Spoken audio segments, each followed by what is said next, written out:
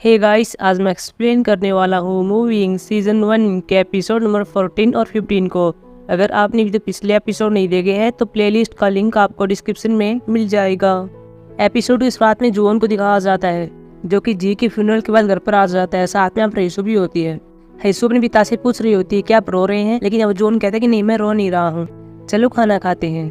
अगले सीन में देखते जहाँ पर जून योंजू के पास आया हुआ था और कह रहा था कि मैं मिशन पर नहीं जा सकता। योंजून यहाँ पर कह रहा होता है कि क्या ये बच्चों के लिए है। यहाँ पर जून कहता है कि मेरी एक बेटी है, मुझे उसकी देखभाल करनी है, मैं उसको अकेला नहीं छोड़ सकता, इसलिए मैं और बिजनेस ट्रिप पर नहीं जा सकता, मुझे मेरी पहले वाली जॉब लौटा दो। योंजून इसके लिए हाँ पर देता है, लेकिन साथ में यह भी कह देता है कि जब भी मैं तुम्हें किसी मिशन के लिए बुलाऊंगा तो तुम्हें आना होगा। अगले सीन में 2003 में एक जगह को देखते हैं। यहाँ पर हम जे मैन को देखते हैं जिसकी पीठ पर बोझा सामान होता है और इस सामान को कहीं पर ले जा रहा होता है। रास्ते में अपनी जगह के लोग इसको मिलते हैं और कह रहे थे कि हमारे यहाँ पर कंस्ट्रक्शन का काम शुरू होने वाला है, इसलिए हम चाहते हैं कि तुम इसमें भाग लो क्योंकि तुम मजबूत आदमी हो। कंस्ट्रक्शन वाले यहाँ पर आएंगे और हमें यहाँ से बाहर निकाल देंगे, हमारा सारा सामान अच्छा हटा दिया जाएगा। तभी हम देखते हैं जेमैन की पत्नी आती है, इसका नाम सीन होता है। सीन यहाँ पर इन आदमियों से कह रही होती है कि मेरा पति इसमें भाग क्यों लेगा, इसे आए हुए यहाँ पर केवल 2 महीने हुए हैं। सीन जेमैन से कहती है कि पहले अपना काम पूरा कराओ, बाद में हम खाना खाएंगे। अगले सीन में दिखाया जाता है जब ये दोनों खाना खा रहे होते हैं। यहाँ पर जेमैन अपनी बेटी बात कर रहा था और जेमैन का बेटा हम जानते ही कौन है, यह गैंगून होता है। लेकिन जेमैन के बारे में हम एक बात बताना भूल गए हैं, जेमैन ठीक से नहीं बोल पाता है और साथ में मेंटली हैंडीकैप भी होता है। जब ये दोनों बात कर रहे थे तब हमें पता चलता है कि इन्होंने गैंगून को नर्सरी में भेजा हुआ है। जेमैन ने गैंगून के लिए एक शर्ट खरीदी हुई है। इसके बाद गैंगून की घड़ी के अंदर अलार्म बजने लगता है और गैंगून यहाँ से भागता है और अपने बेटे को लेने के लिए चला जाता है। सिन यहाँ पर जुदू एक शॉप चलाती है। तभी सिन के पास एक महिला आती है और यह सुंगवू की माँ होती है। सुंगवू यहीं पर होता है। यह महिला सुंगवू के लिए जूते लेने के लिए आई थी और साथ में कह रही थी कि तुम्हारा पति कहाँ पर है। यहाँ पर सिन कहती है कि वो गैंगून को लेने के लिए गया है। यह महिला कहती है कि तुम्हारा पति बहुत ही अच्छा है, वह गैंगून का पालन पोषण करता है, लेकिन उसे ठीक से मैथ भी नहीं आता। लेकिन बाद में कहती है कि मेरे कहने का यह मतलब नहीं था। सिन भी यहाँ पर एक फ्लैशबैक सीन को देखती है। इस सीन का एक आदमी से झगड़ा हो गया था और बाद में जेमैन ने इसको बचा लिया था। तभी यहाँ पर पुलिस भी आ गई थी। यहाँ पर सीन पुलिस वालों से कह रही होती है कि मेरे पति ने कुछ भी नहीं किया है, प्लीज गोली मत चलाइए, मेरा पति बुरा इंसान नहीं है। पुलिस वाले यहाँ पर जेमैन से कह रहे होते हैं कि अपने हाथ ऊपर करो। सीन भी अपने पति से कह रही होती है कि प्लीज ऐसा कर दो। बाद में जेमैन ऐसे करता है। इसके बाद पुलिस वाले जो गाड़ी के अंदर बैठा लेते हैं। जाते हुए जेमैन यहाँ सीन से कह रहा होता है कि गैंगून का अच्छा ख्याल रखना। गैंगून भी यहाँ पर गाड़ी के अंदर होता है और यहाँ पर एक छोटा सा एक्सीडेंट हो जाता है। यहाँ पर गाड़ी के अंदर आग लग जाती है, लेकिन सिन से इसमें पर आ जाती है और गैंगून को बचा लेती है। कई सालों के बाद जेमैन को जेल से रिहा कर दिया जाता है। सिन यहाँ पर जेमैन को अपने घर पर लाती है। ये यहाँ पर एक अपार्टमेंट के अंदर रहते हैं। सिन यहाँ पर गैंगून से कह रही होती है कि तुम्हारा पिता है, इसको नमस्ते कहो। गैंगून ऐसे ही करता है और यहाँ पर जेमैन पहली बार अपने बेटे से मिला था। जेमैन साथ में गैंगून की कोई नहीं पर एक निशान को देखता है। इसी जेमैन को पता चल जाता है कि इसके पास भी मेरी जैसी पावर है। रियलिटी में देखते हैं जहाँ जेमैन गैंगून को लेने के लिए आ जाता है। जेमैन ने गैंगून के लिए शर्ट खरीदी हुई है, लेकिन गैंगून इसको नहीं लेता और यह जानने लगता है। जेमैन भी गैंगून के पीछे पीछे चल रहा था। साथ में हम यहाँ पर यह भी देखते हैं कि साथ साथ में जून के साथ में यीशु की लाइफ चल रही होती है। जून यहाँ पर यीशु को किंडरगार्टन के अंदर भेज रहा होता है और जून यहाँ पर यीशु का अच्छा ख्याल रखता है। अगले इसमें गैंगून को दिखाया जाता है, साथ में जेमैन होता है। ये दोनों अपार्टमेंट के अंदर बैठे हुए थे। तभी जेमैन की घड़ी बीप करती है और ये दोनों बाहर आते हैं। अब यहाँ पर जेमैन गैंगून को स्कूल में छोड़ने वाला था, वह यहाँ पर दरवाजे को लॉक कर रहा था।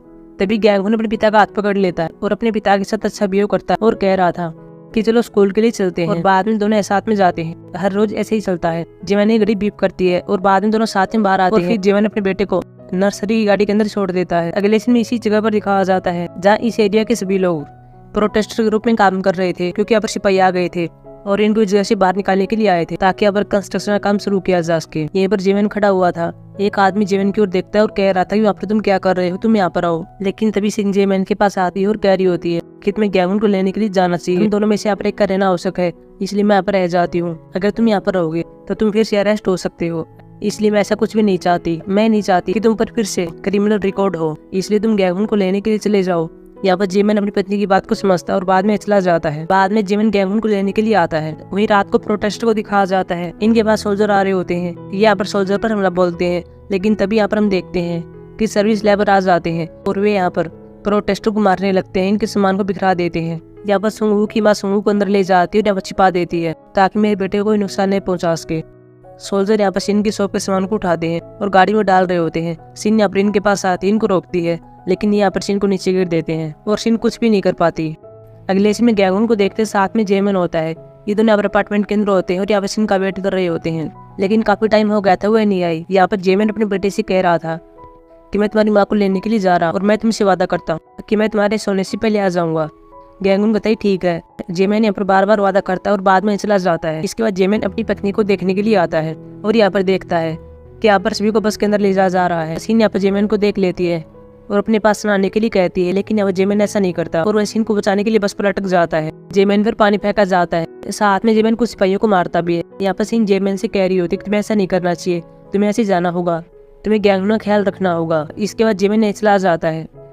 अगले सीन में जुओन को देखते जो कि अपने घर पर होता है, तभी उसके पास एक कॉल आती है और ये कॉल योंगजुन की होती है। योंगजुन यहाँ पर जुओन से कह रहा होता है कि तुम्हें भी एक जगह पर आना होगा, यहाँ पर एक मॉन्स्टर है जो कि सोल्जर को मार रहा होता है। लेकिन जोन यहाँ पर कह रहा होता है कि मैंने तुमसे कहा कि इमरजेंसी के लिए काम नहीं करूंगा। यहाँ पर योंगजुन कह रहा होता है क्या तुम सच में ऐसा चाहते हो, तुम्हारी एक बेटी भी है, इसलिए इस बात के बारे में सोचना। अगले इसमें जेमिन की जगह पर हम योंगजुन को देखते हैं। योंगजुन के यहाँ पर एक आदमी बता रहा होता है कि जेमिन ठीक से नहीं बोल पाता है और मेंटली हैंडीकैप है। उसकी पत्नी को अरेस्ट कर लिया गया है और उसका एक बेटा भी है जिसका नाम गैंगुन है और वह भी नाले के अंदर चला गया है। अगले इसमें जोन भी यीशु को बाय कह रहा था और कह रहा था कि मैं बहुत जल्दी वापस आ जाऊंगा, इसलिए रात का खाना अकेले खा लेना। यीशु अपने पिता को बाय कहती है। इसके बाद जोन घटनास्थल पर आ जाता है और यहाँ पर योंगजुन से मिल रहा होता है। योंगजुन यहाँ पर जोन को सब कुछ बता देता है। उसकी पत्नी को अरेस्ट कर लिया गया है, उसके बेटे का नाम गैंगुन है जो कि 4 साल का है और वह भी नाले के अंदर है, तुम जाओ और उसे बाहर लेकर आओ। इसके बाद जोन नाले के अंदर आ जाता है और यहाँ पर जेमिन को ढूंढता है। अगले सीन में सुंगू की माँ को दिखाया जाता है और सुंगू की माँ को पता चलता है कि यहाँ पर सुंगू नहीं होता। वह बाहर आकर देखती है और नाले के पास सुंगू की चप्पल पड़ी हुई थी। उसे पता चल जाता है कि मेरा बेटा नाले के अंदर चला गया है। वहीं हम जोन को देखते हैं जिसको जेमिन मिल जाता है। जेमिन यहाँ पर जोन को देख लेता है। जोन जेमिन से कह रहा होता है कि वह चीज नहीं टूटेगी, उसे सील किया गया है, इसलिए नीचे आ जाओ। जेमिन नीचे आता है और कह रहा था कि तुम कौन हो। यहाँ पर जोन कह रहा होता है कि मैं तो ऐसे ले जाने के लिए आया हूँ, तुम्हारा बेटा गैंगुन तुम्हारी वेट कर रहा है। लेकिन जेमिन ऐसा नहीं करता और वो जोन को मारने लगता है। इन दोनों के बीच भयंकर लड़ाई होती है। तो जोन के आर पार एक सीढ़िया भी निकल जाता है। जोन या जेमिन से कह रहा होता है कि मैं भी एक राक्षस हूँ और यह देखकर जेमिन को आश्चर्य होता है, इसलिए चलो मेरे साथ बाहर चलो। लेकिन यहाँ जेमिन ऐसा नहीं करता। इन दोनों के बीच फिर से लड़ाई शुरू हो जाती है। वही बार सुंगू की मार होते हुए सोल्जर के पास आती है और कह रही होती है कि मेरा बेटा नाले के अंदर चला गया, प्लीज उसको खोजिए। ये यहाँ पर कहते क्या आपको यकीन है। यहाँ पर सुंगू की माँ हाँ भरती है। यह सोल्जर बाकी सोल्जर को कह रहा होता है कि नाले के अंदर जाना होगा और बच्चे को ढूंढना होगा। लेकिन यहाँ पर योंगजुन इस बात के अगेंस्ट होता है और कह रहा होता है कि यह काम एजेंसी का है, हम इसको संभाल लेंगे। लेकिन सोल्जर कह रहे होते हैं कि यह हमारा काम है, हमें बच्चे को बचाना होगा।